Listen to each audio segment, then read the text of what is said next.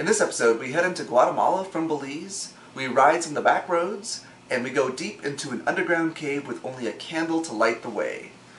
My wife and I are on a motorcycle trip through Mexico, Central, and South America exploring culture and food. So bring an appetite for adventure because we're hungry riders. So the border crossing into Guatemala from Belize wasn't that big of a deal. Yeah, it was pretty easy. Then we headed into Guatemala, and we were actually very surprised. The roads were pretty good for a while. Yeah, extremely nice, brand new pavement, good grip.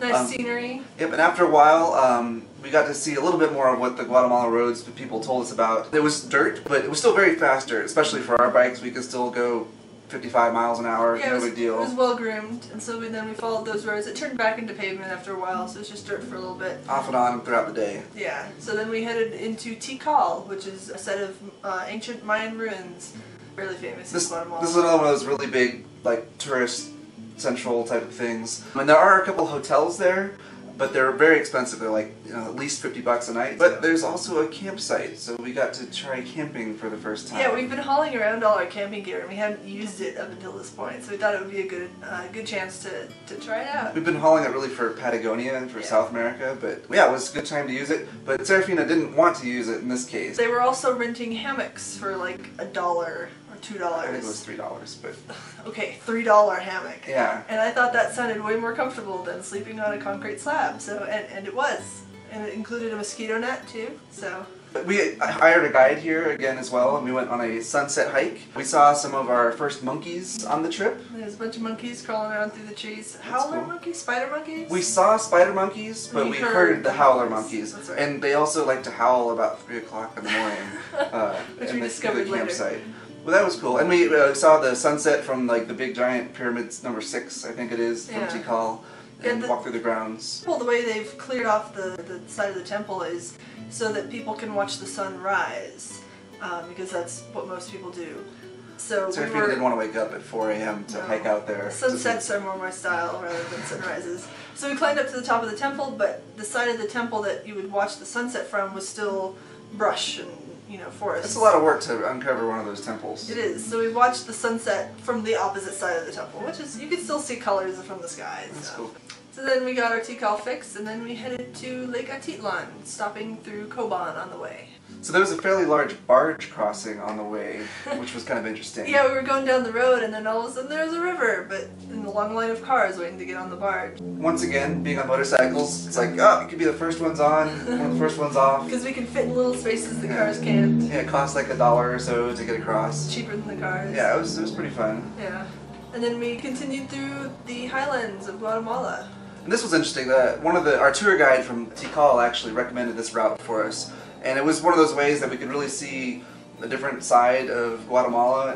A lot of people live in more rural areas, and these mountain roads, that's really what they are. And apparently the local population actually are the ones that take care of the roads and the ones that manage it, because they still want to be able to get to and from their house from some of the major cities. So it was dirt, but it was pretty good dirt throughout the day. And it's quite enjoyable. And we also came across some what they call chicken buses, which look like school buses because they are. Yeah. If you ever wondered what happened to the school bus that used to ride in the US, it's probably sent to Guatemala or some country in Guatemala, and it's driven by a very crazy driver. Because the more trips they can make between whatever 2 cities they're going between, the more money they make, so they really book it through as fast as they can. 100%, all the time. Yeah, and it's a school bus, which aren't really designed to be driven that fast. And they also have a tendency to spew out black smoke, so it's not very fun driving behind them. And then we ended up in Panajachel, right on the coast of Lake Atitlan. And that's where we're going to do some volunteering once again.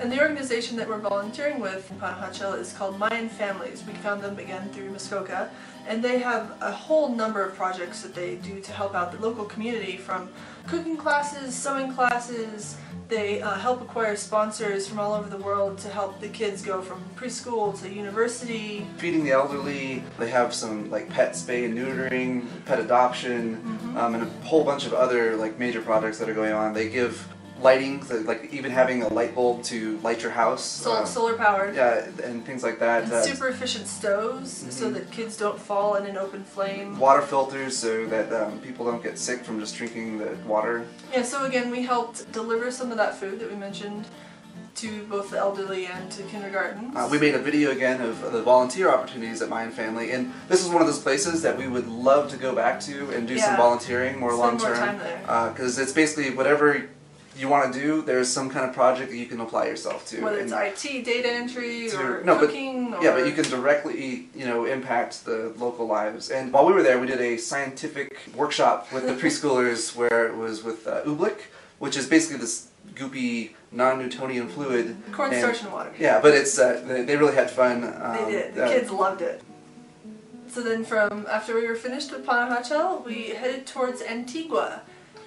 And we had a bit of a difficulty here because the road that we were supposed to go on, for some reason, was closed. I guess there was a giant landslide. Yeah, we drove up to it. Like, this is the way the GPS wants us to go, and then there's a bunch of rocks in the way.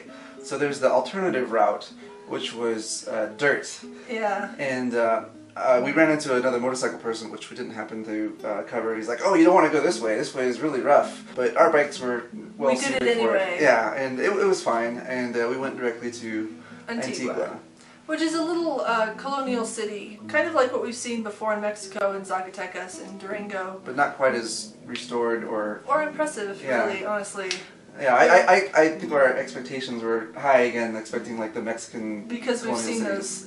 But it was good, and we were able to finally try some local Guatemalan food.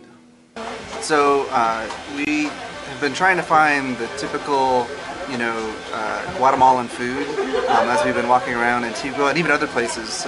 Some places we've been, it's really small towns, don't even have a restaurant, so it's more like street food. And again, it's something similar to tacos. But what we've just learned basically is that specific days of the week they're going to be serving a specific type of food. So, for instance, it's not worth looking for a tamale on a Wednesday, which is right now, because I guess across the whole country they only have them on Saturdays. And different restaurants will only serve a specific thing on specific days for the most part. And so today in this particular restaurant it's carne guisado. It looks like kind of a stewed meat. And I don't know, we'll see how it is.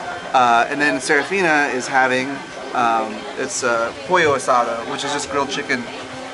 We've shown this before, possibly, but it's basically it's just grilled chicken, and then they put this chirmol sauce on it, which is basically roasted tomatoes, onion, garlic, and a little bit of cilantro, apparently. And I guess it goes on everything, and I think that's one of the things that we're going to be showing a recipe for on our website is the chirmol sauce.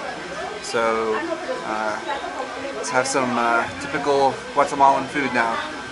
So we actually needed to head back the way we came a bit, making a loop back to Coban, because everyone has kept telling us you have to go to Semuc Champey if you're in Guatemala. I was actually very nervous about this road. I almost didn't even want to do it because it had been raining and we had been hearing horror stories. So we met some other motorcycle people, right. Ryan and George. Canadian and a Swiss guy riding around the world. And they've done it. Yeah, they had really big bikes and they told us about it. They said it was really awesome, but the road was insane to get there. Yeah, they fell several times in the mud and... Yeah, it was really slippery. Yeah. Anyway, Aaron convinced me to just give it a try.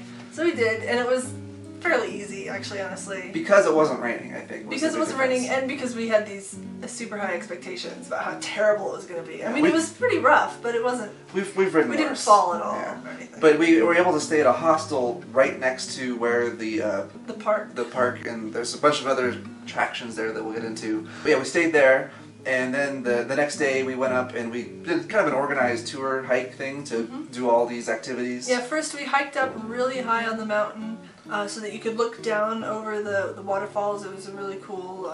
So yeah, this little waterfall, and then there'll be a giant pool, and then another one, and another one, and another one. Yeah, just kind of leveling down. And yeah, you can go swimming in them. Yeah, so and we did. We hiked back down and then went swimming in those waterfalls. And after a while, I noticed that there was some tickling around my feet. And some of you might be aware that one of the more exotic spa treatments, I think in the U.S., are where you put your feet in a bucket, and there are these flesh-eating fish. Hungry fish. Hungry riders, hungry fish. and they will eat all the dead skin off your toes, and those were the fish that were in these pools. So if you sit still in the pools for any length of time, they will eat you. You're gonna get bit. Bit is the wrong word. Nibbled? It's more of a tickling than anything. I don't know. I don't enjoy it. It was more of a tickling. They don't actually puncture your skin or anything. They don't. Just biting your... It's tickling and it's freaky. But yeah, the pools were cool. We were able to do some slides down the waterfalls. Sort of. You can climb up a little bit and then just basically jump off into the pools. That was really fun. So up next was basically a cave experience. Yeah, and this is one of the few times where the advertising materials really don't live up to the actual experience. It was much more exciting than we expected. So one of the first things we noticed was that they were asking anybody who had flip-flops on to tie them, or they tied them for us with cord string. And you have to do that. It was mandatory. They would not let you do without it, which I'm glad they did, really. Yeah, it was. I didn't think we'd need it. It was like, it's just a cave. Like, how bad could it be? Yeah. But, so then we started heading into the cave, and they handed everybody a candle, a foot-long candle, and as you went in, they lit it, and then you went into this pitch-dark cave. And you're walking through mud, and it's like sucking off your shoes. Which is why you need them to be tied on. But the whole experience was one of those things where they would never, ever, ever allow this in the U.S. just because of the liability. Right, let alone just holding a candle. I mean, the water was anywhere from ankle deep to over your head, so there were times when you were trying to swim with one arm while holding the candle above the water with the other. Yeah, you're climbing up little, like, slippery metal ladders to get up to, like, the next shelf. As you're swimming through the water, you're bumping into rocks every now and then, so you're going to get scrapes. Yeah, pretty much everyone got hurt. A couple people had, like, nervous breakdowns in there just because of, like, the stress of the environment. Yeah, it was basically climbing up a waterfall. With a single rope with knots in it, and literally you're climbing up into the waterfall, so the waterfall is pouring down into your face. It's about 15 feet high. Yeah, and unfortunately couldn't film this because our camera, once again, doesn't really film low light, but like it was pitch dark there anyway. And you had to put out your candle, obviously, because you can't climb up a waterfall with a candle, so you had to tuck it in your waistband or something. But yeah, they basically just swim to the end of the cave and then come back out Turn again. Around and come but yeah, back. it was over an hour experience, Yeah. and you know, on the way back, like, we were down to, like, a nub of a candle. Yeah, like a half an inch. Yeah, we're in there another 5 minutes, and we'll have no light left. And we were one of the first people out, so I'm sure some of the other people ran out of candles. It was an interesting experience. I really enjoyed that. That was a lot. Very exciting. It was more than we expected. And then the whole day ended up with, topped it all off with another river tubing experience. This one didn't go through caves like we saw in Belize. Just a river. We'd just done the caves. But yeah, it was just a river. And yeah, floating down, nice and relaxing end of the day. After that, we wanted to head to Rio Dulce, which we also heard was quite good. So the roads were dirt again for the most part the entire day, but it was really enjoyable. Again, riding through the mountains, not too hot. We headed up a mountain and then headed right back down it. And we could see our destination, Rio Dulce, as we were coming over the mountain pass. This giant lake on the eastern side of Guatemala was massive. You're riding along that for quite a while. And another one of the really famous spots in Guatemala that's popular is... that everybody told us to go to. ...is this hot water waterfall, which only happens at very few places across the entire world. Yeah, a hot water waterfall. It was really bizarre. Yeah, it's a massive waterfall, and it's hotter than you would probably Yeah, enjoy in than you a could normal stand. Yeah. Yeah. And yeah, it was fun swimming around there. And another one of the things to do is a mud rub. And it's one of those, this is all about spa treatments in Guatemala, I guess. But all natural. So you hike up there to where the actual source of the hot water is, wade through that, pretty hot. Right. But yeah, we rubbed this mud over... Hot mud. Yeah, over ourselves, and it was enjoyable, very exfoliating. Is that the Yeah, word? because it's gritty and Yeah. definitely. To get there, you had to climb up a little cliff, and so to get back, you just jump off that cliff to rinse yourself off. I did that. And you might have seen a video that we posted earlier when we were actually there in real time. We found a little secret hiding spot underneath the waterfall, the hot water waterfall. Yeah, that was pretty cool. It was. Yeah. And after that, we needed to head to Honduras. Yep, but we'll save that for the next episode. On the next episode, we stopped by Roatan for some more diving. And we decided this little trip has not had enough adventure for us, so we went searching for some more excitement, and as they say, be careful what you wish for. And until then, please share our videos if you like them on Twitter, Facebook, on YouTube itself. Subscribe to us on YouTube, please. And of course, our website is hungryriders.com for all the links to everything. See you next time. It just wouldn't start. And you kind of need that to be able to push start. The rear was fishtailing, and then I had a decent sized crash as the rear locked up. Which it's supposed to do when you jump start it. And the bike fell on my foot, and my foot really hurts now. That's why we're propped up this way.